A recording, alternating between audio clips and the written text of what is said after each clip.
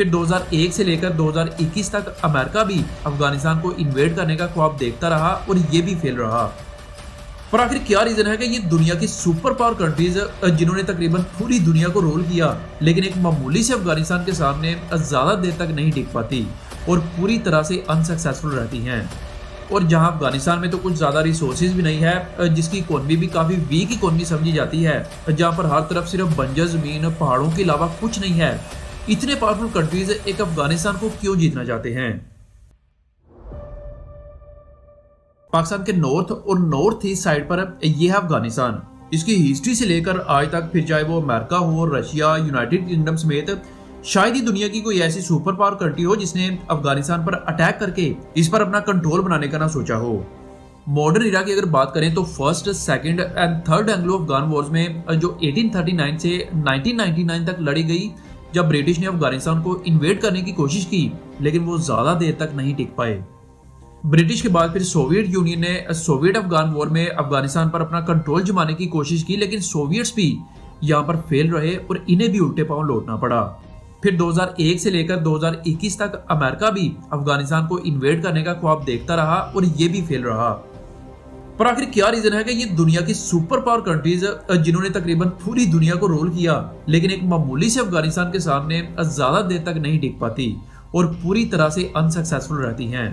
और जहां अफगानिस्तान में तो कुछ ज्यादा रिसोर्सेज भी नहीं है, जिसकी इकोनॉमी भी काफी वीक इकोनॉमी समझी जाती है, जहां पर हर तरफ सिर्फ बंजर जमीन पहाड़ों के अलावा कुछ नहीं है, इतने पावरफुल कंट्रीज एक अफगानिस्तान को क्यों जीतना चाहते हैं? देखो 1600 में जब उस वक्त की सुपर पावर ब्रिटिश ने हमारे सब कॉन्टिनेंट को जब इन्वेड किया, जो म्यांमार से लेकर इंडिया, बांग्लादेश, पाकिस्तान, इस सारे एरिए पर ब्रिटिश का राज था, तो ब्रिटिश अफगानिस्तान को भी अपने कंट्रोल में करना चाहते थे। 1839 से लेकर 1999 तक ब्रिटिश अफगानिस्तान को जीतने की कोशिश करता रहा, लेकिन एक दफा भी वो कामयाब नहीं हो पाए। असल में ब्रिटिश को यह डर था कि सोवियट्स अफगानिस्तान को साउथ एशिया पर, जो पहले ही ब्रिटिश के कंट्रोल में था, यहां पर अटैक करने के लिए इस्तेमाल कर सकते हैं। इससे पहले सोवियट्स अफगानिस्तान पर राज करते बरतानिया ने 1839 में कई हजार सोल्जर्स अफगानिस्तान भेजे और उनके साथ वॉर शुरू कर दी। लेकिन 1842 तक इस 3 साल तक चलने वाली, जिसे फर्स्ट एंग्लो अफगान वार कहा जाता है, में ब्रिटिश एम्पायर को बुरी तरह से शिकस्त हुई, जिसे ब्रिटिश आर्मी को फौरन अफगानिस्तान छोड़कर जाना पड़ा। और बाराकज़ाई अफगान इस वॉर को जीतता है और दोस्त मोहम्मद खान, जो बाराकज़ाई का लीडर था, इसने दोबारा से अफगानिस्तान की कमांड संभाल ली। इसके बाद भी ब्रिटेन ने अफगानिस्तान को अपने एम्पायर में शामिल करने की कोशिश जारी रखी और फिर 1878 में दोबारा अफगानिस्तान पर अटैक किया, जिसे सेकेंड एंग्लो अफगान वार कहा जाता है। फिर 2 सालों के बाद ब्रिटिश को यहाँ से दोबारा से खाली हाथ जाना पड़ा। इसके बाद फिर थर्ड एंग्लो अफगान वार में भी ब्रिटेन हार जाता है। जरा इमेजिन करके देखें कि उस वक्त की सुपर पावर ब्रिटिश एम्पायर, जिन्होंने तकरीबन आधी दुनिया को रूल किया, लेकिन एक मामूली से अफगानिस्तान को इन्वेड नहीं कर सके और 3 वार्स में हार गए। यही नहीं, दिसंबर 1979 को सोवियत यूनियन ने भी अफगानिस्तान पर अटैक करके अपने सोल्जर्स अफगानिस्तान भेजना शुरू कर दिए। असल में सोवियट्स के अटैक से पहले अफगानिस्तान पॉलिटिकल इंस्टेबिलिटी का सामना कर रहा था। 1978 में अफगानिस्तान में तख्ता उलट हुआ और कम्युनिस्ट कू के नतीजे में प्रो सोवियत गवर्नमेंट कायम हुई। अब मुजाहिदीन इस प्रो सोवियत गवर्नमेंट के खिलाफ थे, तो वही सोवियत को डर था कि कहीं ये मुजाहिदीन यहाँ पर इस गवर्नमेंट को भी ओवरथ्रो ना कर दें। इसलिए सोवियट्स ने 24 दिसंबर 1979 को अफगानिस्तान में अपने ट्रूप्स भेजना शुरू कर दिए। सोवियत का यह मकसद कम्युनिस्ट गवर्नमेंट को मुजाहिदीन और बाकी ग्रुप से सेफ रखना था। अब वहीं दूसरी तरफ यूएस भी नहीं चाहता था कि ये जो रशिया है अफगानिस्तान को अपने कब्जे में कर ले।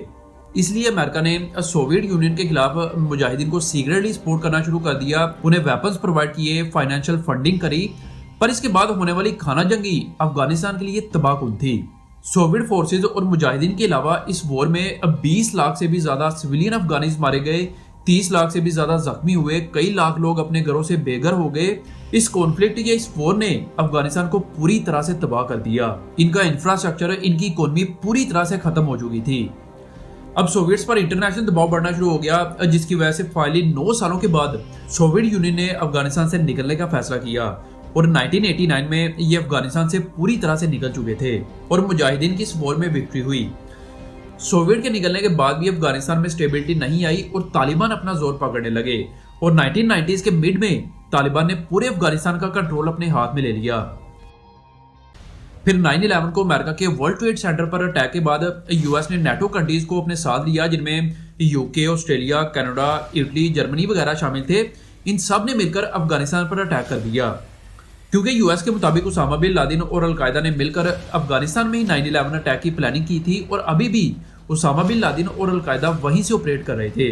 यूएस का अफगानिस्तान में आने का सिर्फ एक ही मकसद था कि उसामा बिन लादेन को पकड़ना और अलकायदा को पूरी तरह से खत्म करना। लेकिन इस टाइम तक उसामा बिन लादेन यूएस की पहुंच से बहुत दूर था। फाइनली 2011 में अमेरिका उसामा बिन लादेन को ढूंढकर खत्म कर देते हैं। अब अमेरिका अफगानिस्तान पर अपना कंट्रोल जमाए रखना चाहते थे और वहीं दूसरी तरफ तालिबान को यह किसी सूरत भी मंजूर नहीं था। 2001 से लेकर 2021 तक इन 20 सालों के पीरियड में यूएस सिर्फ अफगानिस्तान के 15% हिस्से पर ही कब्जा कर सका था। और आप यकीन नहीं करेंगे, 2001 से 2021 तक अमेरिका ने अपनी फोर्सेस पर $2 ट्रिलियन फूंक दिए थे, जिसके बाद भी सिचुएशन स्टेबल नहीं हो पा रही थी। आखिरकार प्रेसिडेंट जो बाइडेन ने अगस्त 2021 तक अपनी सारी फोर्सेस को अफगानिस्तान से निकलने का ऑर्डर दे दिया और एक बार फिर तालिबान ने अफगानिस्तान का कंट्रोल अपने हाथ में ले लिया और यूएस को अफगानिस्तान से जाना पड़ा। पर आखिर क्या वजह है कि दुनिया के इतने पावरफुल कंट्रीज एक अफगानिस्तान के सामने आकर ढेर हो जाते हैं? असल में इसका जवाब इसकी जियोग्राफी में छुपा है। अफगानिस्तान का 80% हिस्सा पहाड़ों से ढका हुआ है। ये ऊंचे ऊंचे पहाड़ ना सिर्फ ट्रांसपोर्टेशन को मुश्किल बनाते हैं, बल्कि ये उन लोगों के लिए नेचुरल प्रोटेक्टेड वॉल का काम करते हैं जो इस एरिया से अच्छी तरह से वाकिफ हों। जैसे कि जब सोवियट्स ने अफगानिस्तान पर अटैक किया तो अफगानी मुजाहिदीन जो थे वो इन पहाड़ों की गारों से छुपकर सोवियत टैंक्स पर, उनके सोल्जर्स पर अटैक करते थे और वापस इन्हीं गारों में जाकर छुप जाते थे, जहां से इनको ढूंढना इम्पॉसिबल हो जाता था। ये पहाड़ियाँ इतनी खतरनाक, इतनी डेंजरस हैं कि यहाँ से मिलिट्री इक्विपमेंट्स जैसे कि टैंक्स, हैवी आर्टिलरी को एक जगह से दूसरी जगह लेकर जाना करीबन नामुमकिन है। अब जैसा कि अफगानिस्तान की कोई भी कोस्ट लाइन नहीं है, यानी इसका कोई भी हिस्सा समुद्र के किनारे नहीं लगता, इसीलिए इसे एक लैंडलॉक्ड कंट्री कहा जाता है। तो यहाँ पर मिलिट्री के लिए सप्लाईज को भेजना काफी मुश्किल होता है। अब या तो वो बाय एयर आएंगी या फिर अफगानिस्तान के किसी पड़ोसी मुल्क की मदद से बाय रोड आएंगी। ये दोनों ही काम काफी डिफिकल्ट हैं। 2001 में यूएस के साथ मिलकर जब नाटो कंट्रीज ने अफगानिस्तान पर अटैक किया तो इसकी मिलिट्री सप्लाई पाकिस्तान के खैबर पास के जरिए की जाती थी। तालिबान को जब इसका पता चला कि खैबर पास यूएस के लिए कितना इंपॉर्टेंट है तो इन्होंने खैबर पास के इर्द गिर्द पहाड़ों में अपने बेसिस बना लिए, जहां से वो यूएस के मिलिट्री ट्रक्स पर, उनके ट्रूप्स पर बड़ी आसानी से ऊपर से अटैक करते थे। एक दफा तो तालिबान ने 2009 में खैबर पास से गुजरने वाले एक ब्रिज को ही पूरी तरह से उड़ा दिया, जिससे अमेरिका की सप्लाई पूरी तरह से रुक गई। अब लास्ट में देखते हैं कि आखिर क्या रीजन है कि दुनिया की बड़ी बड़ी पावर्स अफगानिस्तान को अपने कंट्रोल में करना चाहती हैं। देखिए, Afghanistan central Asia, south Asia और मिडिल ईस्ट के सिंगम पर वाक़या है, जो इसकी स्ट्रेटेजिक इंपोर्टेंस में इजाफा करता है। इसलिए ये दुनिया की सुपर पावर कंट्रीज की नजरों में है, लेकिन यहाँ का हार्श वेदर और माउंटेन एरियाज किसी भी मिलिट्री फोर्स के लिए एक मेजर चैलेंज है, जिसकी वजह से वो अफगानिस्तान को इन्वेड करने में पूरी तरह से नाकाम रहते हैं।